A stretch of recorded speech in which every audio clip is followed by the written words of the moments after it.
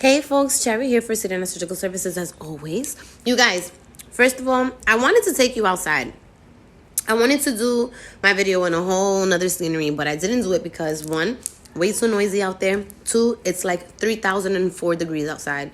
And so I'm here again in my room with you. But I always try to remain really transparent. I always try to make sure that my stuff doesn't feel too staged or too studio.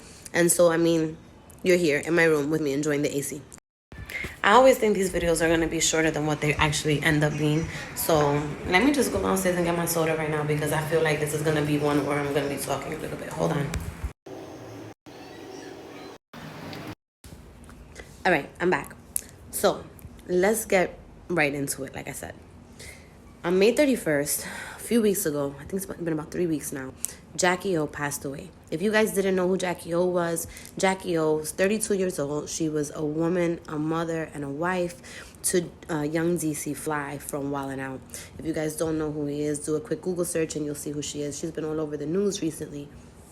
Why? Because she passed away as a result of a complication from her recent plastic surgery.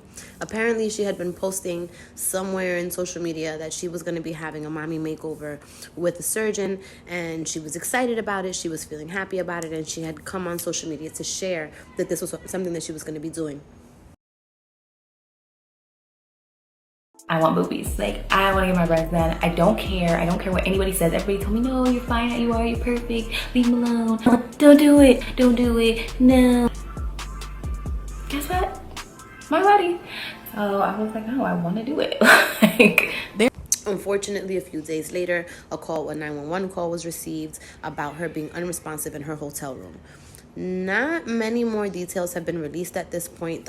And while there's a lot of speculation, the cause of death is still unknown. We really don't know what happened yet. The medical examiner doesn't know what happened yet. Nothing has been released with reference to her cause of death. So we can't really jump to conclusions as to what happened or who is at fault just yet. But what we will say is that we know that she went on social media a few days before her death and announced that she was going to be having a mommy makeover with a surgeon in Miami, right?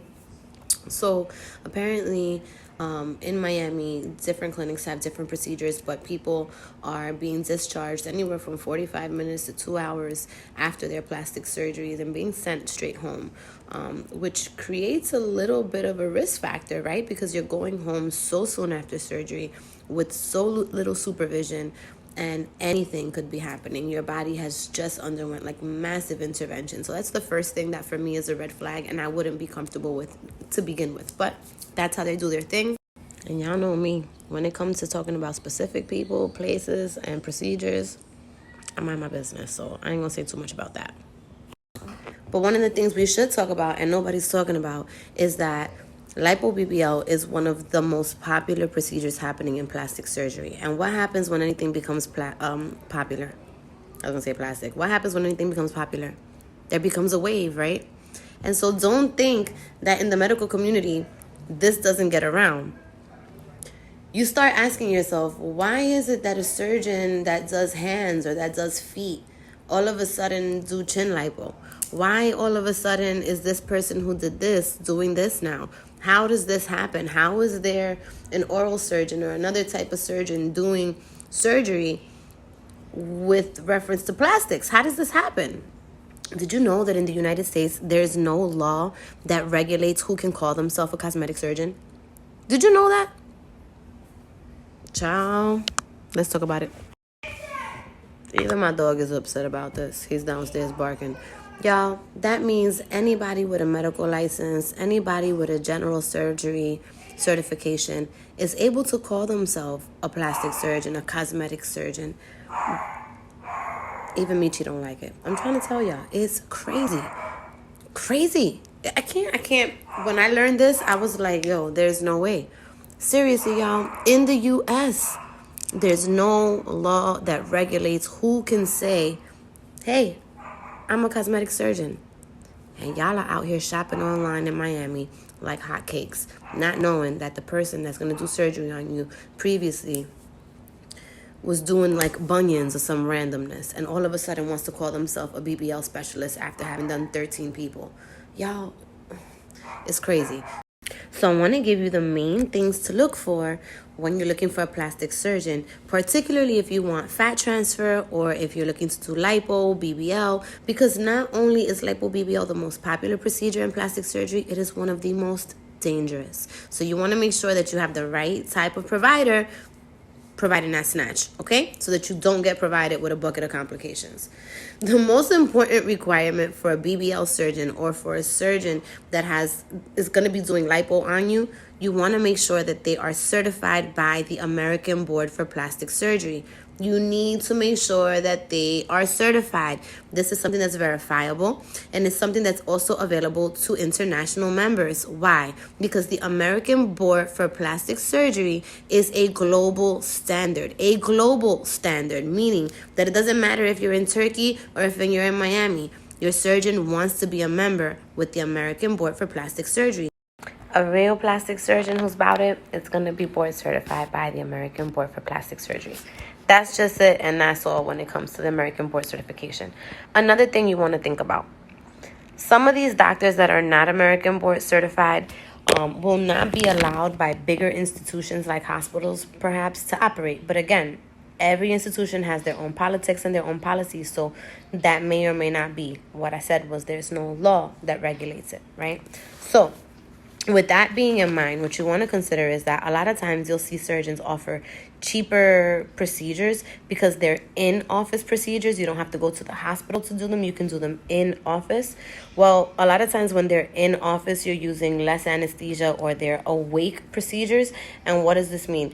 That they're cheaper for you, right? Because there's less team, less hospital fees, less all of this stuff. But at the end of the day, it's also not as safe. So if you're considering doing an in-office procedure, you want to ask the surgeon, right? Do they have hospital procedures? Do they have admitting privileges? Do they have privilege to do the same procedure in the hospital?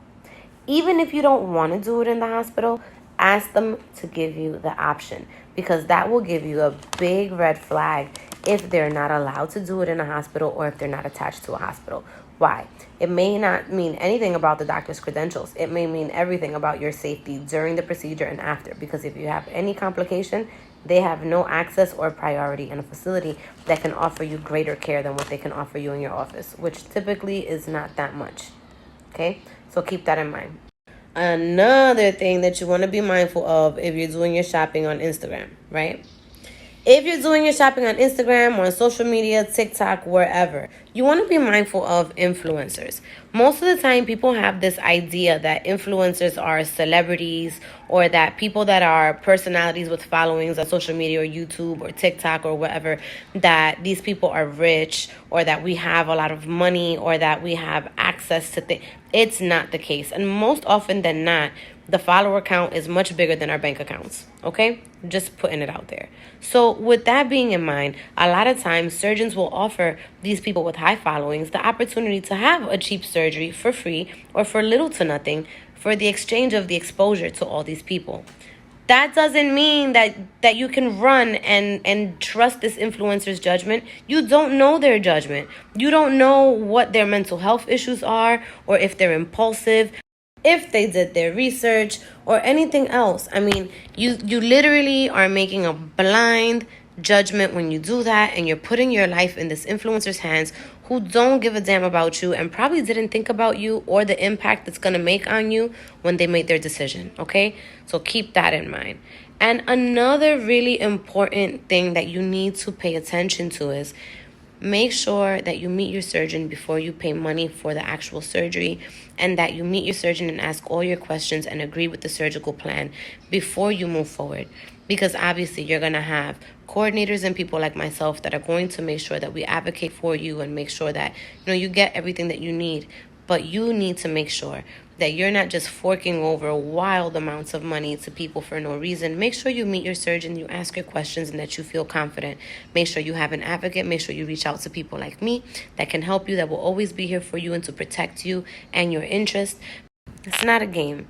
And so, should you be afraid? I don't think you should be afraid. Do I think you should be aware? Absolutely. Do I think you should spend the time and do your research? Absolutely. And if you're still nervous, if you're still anxious, I think you should always, always count on a professional. This is not a haircut. This is not a quick thing. Although it's elective and you're choosing it, it's still major surgery. So count on somebody that will be there for you with the experience under their belt to make sure that you're safe, because you want to enjoy this body. You want to enjoy what you're doing, right?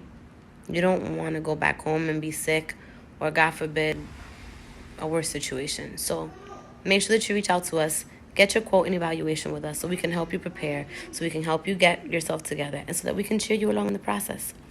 Meanwhile, I'm going to let you go, wishing you well always. And our condolences go out to young DC Fly, his family, Jackie O, and everybody else. Praying for their peace, praying for their comfort, praying for clarity, praying for the very best for each and every one of them and their children.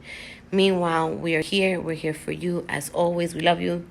Wishing you the very best no matter what choices you make, okay? But make good ones.